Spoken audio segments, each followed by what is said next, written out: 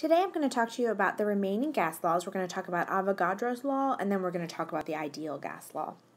Right, so Avogadro's law relates the number of particles and the volume. So Avogadro's law tells us that the number of particles of gas is directly proportional to the volume. And this should make total sense to you. If you blow up a balloon, the more air you blow into it, the bigger the volume gets, right? But the equation that goes with this is V1 over N1 is equal to V2 over N2, and N would be the number of moles. So let's do an example. A weather balloon with a volume of 44 liters is filled with 2.0 moles of helium. What is the final volume in liters if 3.0 moles of helium are added to give a total of 5.0 moles of helium if the pressure and temperature do not change? Okay, so our initial volume is going to be 44 liters, and our initial number of moles, our N1, is going to be equal to 2.0 moles. Okay, our final volume, our V2, is what we're trying to find. We'll call that X. And then our final number of particles, which is N2. And in these problems, you have to read carefully. So in this one, I told you that we add 3 moles, 3 moles here, and that gives us a total of 5. But I won't always tell you what the total is, so you have to read carefully. So in this case, our N2 is going to be 5 moles. Okay, so if we plug that in, we have 44 over 2.0 is equal to X over 5.0. If we solve for X, 44 divided by 2 times 5 is equal to 110 liters. Okay, so we added more gas and the volume went up. This makes sense. Okay, because we know there's this relationship between the number of moles and the volume, scientists have come up with something called STP, which stands for standard temperature and pressure.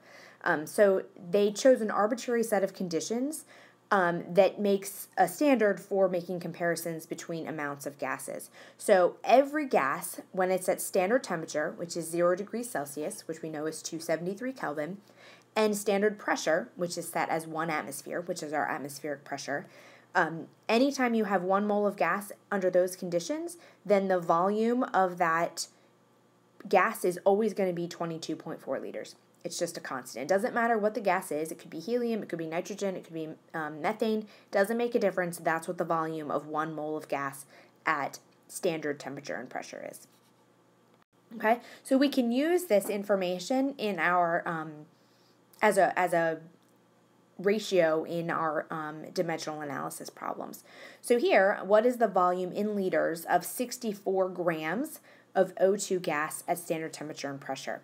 Okay, so we know how much O2 we have, and since we're at STP, we should be able to figure out what the volume is. But first, we need to figure out how many moles we have. So we're back to these problems with the parentheses again. So 64 grams, we want grams in the bottom, and we know that 1 mole of O2, which is on the top, is going to be equal to 32 grams of O2, and that we get from the periodic table. So 2 oxygen atoms add up to be 32 grams. Okay, now we can build on this further because what we're looking for isn't moles, what we're looking for is volume. But I just told you that at STP, 1 mole of O2 is equal to 22.4 liters. And so that can be our next set of parentheses. So our moles cancel, and the units that we're left with are liters. So we have 64 divided by 32 times 22.4 liters gives us a total of 44.8 liters of O2.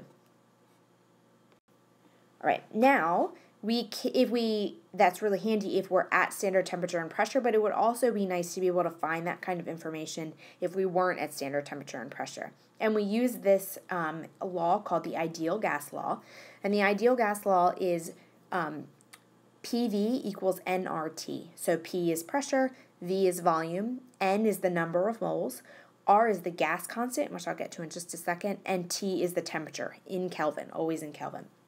Okay, so the gas constant basically brings in that information I just told you from before about doesn't matter what the identity of the gas is, we can figure out what the volume is if we know the pressure and the temperature, and gives us a constant that relates those two things to each other. So we have 2 different values that can be used for R, and they just depend on which units our pressure is given in.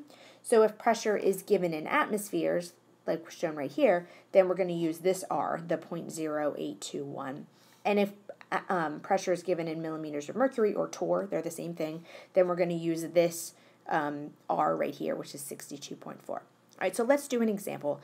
Dinitrogen oxide, which is N2O, which is used in dentistry as an anesthetic, is also called laughing gas.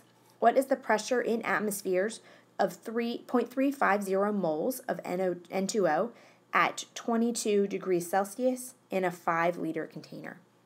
Okay, so to do this problem, what I like to do first is write out all of the variables that I need and figure out what I have and what I'm trying to find.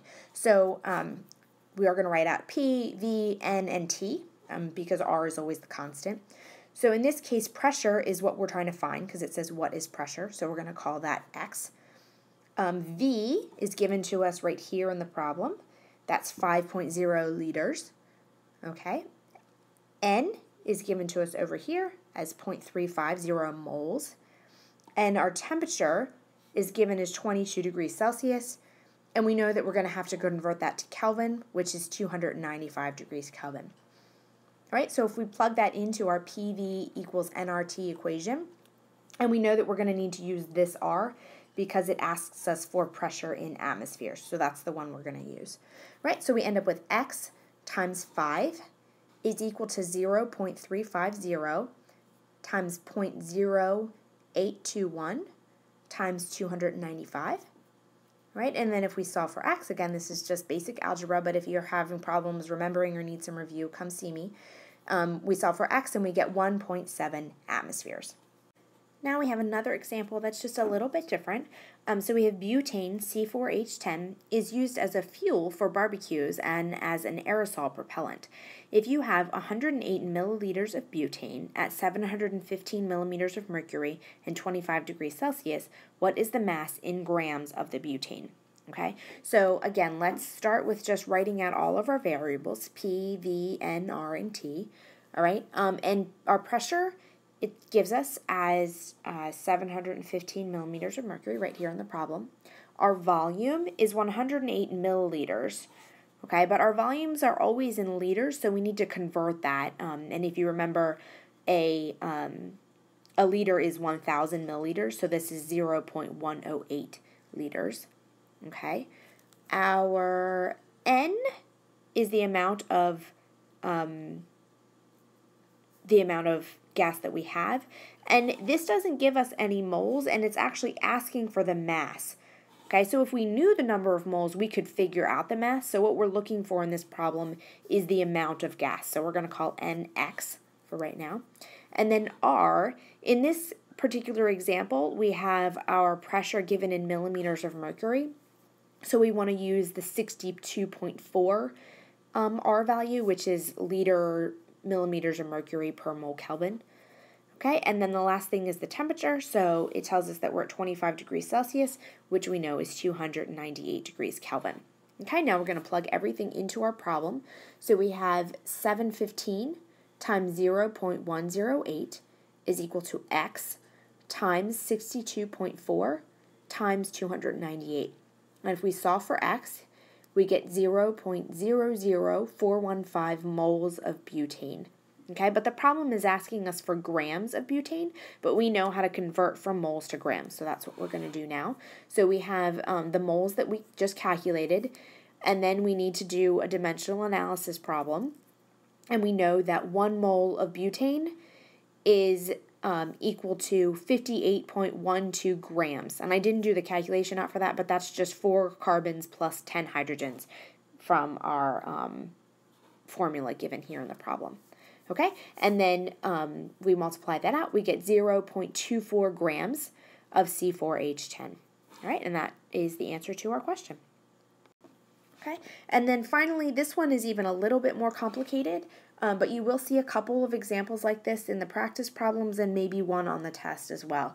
So what is the molar mass in grams per mole of a gas if a 3.16 gram sample at 0.750 atmospheres and 45 degrees Celsius occupies a volume of 2.05 liters.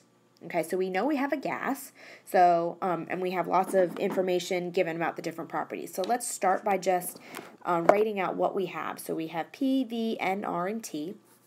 Our pressure is given as 0.75 atmospheres up here. Okay, our volume is 2.05 liters, right there in our problem. N is the amount of gas, and we're given the amount in grams, but that doesn't help us with moles because we don't know what the gas is. So probably that's going to need to be our X, even though we know how many grams we have. Okay, R is going to be 0.0821 since our pressure was given in atmospheres. And then temperature is 45 degrees Celsius, which we're going to convert to 318 Kelvin. Okay, so we have everything accounted for, and we have one unknown variable, which is our moles of gas. So we're going to plug all that into our problem, which is 0.750 times 2.05 is equal to X times 0.0821 times 318. And if we solve for X, we get 0.0589 moles. Okay, so now we know how many moles we have and we know how many grams we have, but what the problem asks for is the molar mass. So the molar mass is given as grams per mole, which means if we divide the number of grams we have divided by the number of moles we have, we'll know how much 1 mole would weigh. Okay, so we have 3.16 grams divided by 0.0589 moles. And when we divide those two out, we get 53.65 grams per mole. So that would be the molar mass of this gas. And this problem doesn't give us a table with gases and their molar masses, but if it did, we could narrow down which gas this might be based on the molar masses of some possibilities. Okay, so that wraps up our discussion of the ideal gas law, but we're going to do lots of practice with these in class and on mastering chemistry.